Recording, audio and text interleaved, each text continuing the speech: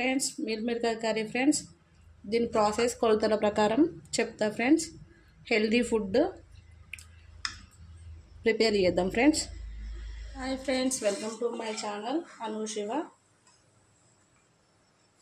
Friends మిరపకాయ టమాటా curry చేస్తాను friends. దాంట్లో 50 grams ఆయిల్,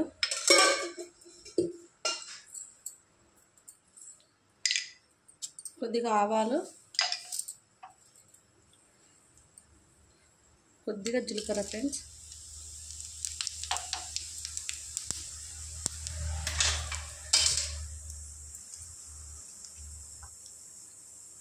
ఒక 2 మీడియం సైజ్ ఆనియన్స్, ఒక 5-6 మిర్చి వేసుకోండి ఫ్రెండ్స్.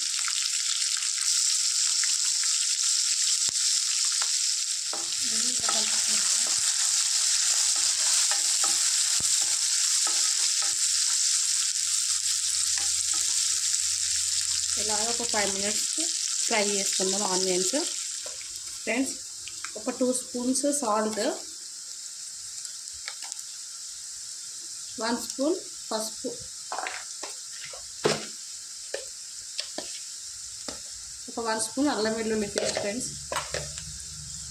వేసుకొని పచ్చివాసన పోయేదాకా ఫ్రై చేసుకుందాం ఫ్రెండ్స్. దీంట్లో ఒక అవుపడుతుందా ఫర్చూన్ మిల్మికర్ ఫ్రెండ్స్, మంచి బ్రాండ్ ఇది 10 rupees ప్యాకెట్, 44 grams వస్తాయి ఫ్రెండ్స్.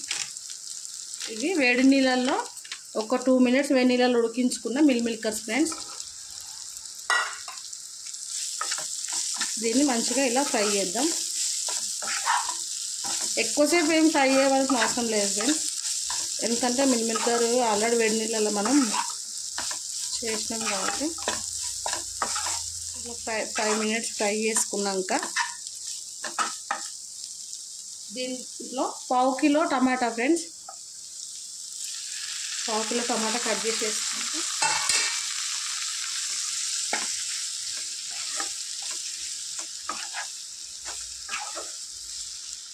దీంట్లో 2 spoons కారం పొడి ఫ్రెండ్స్,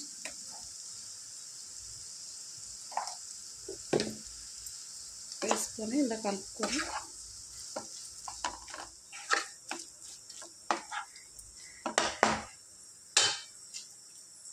ఒక 5 minutes టమాటా మెత్తబడేదాకా ఇది సిమ్లో పెట్టి మూత పెట్టుకుందాం ఫ్రెండ్స్. 5 minutes అయింది, ఒకసారి క్యాప్ తీసుకుందాం ఫ్రెండ్స్. ఇందులో కొద్దిగా టమాటా వాటర్ ఊరింది కదా, ఇప్పుడు హైలో పెట్టుకొని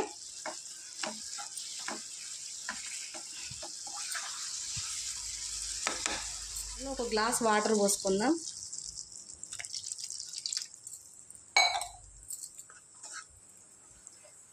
హాఫ్ స్పూన్ మసాలా వేసి ఒకసారి కలుపుకొని మూత పెట్టి ఉడికించుకుందాం ఫ్రెండ్స్. కర్రీ రెడీ అయింది ఫ్రెండ్స్. మిరపకాయ curry healthy food friends, diet food కూడా ఫ్రెండ్స్. నేను చేసిన కర్రీ మీకు నచ్చినట్టయితే నా ఛానల్లో ఒకసారి లైక్ చేసి, షేర్ చేసి, సబ్స్క్రైబ్ చేయండి ఫ్రెండ్స్. ప్లీజ్ సపోర్ట్ చేయండి ఫ్రెండ్స్. ఈ సూపు అనేది కొద్దిసేపు అయినాక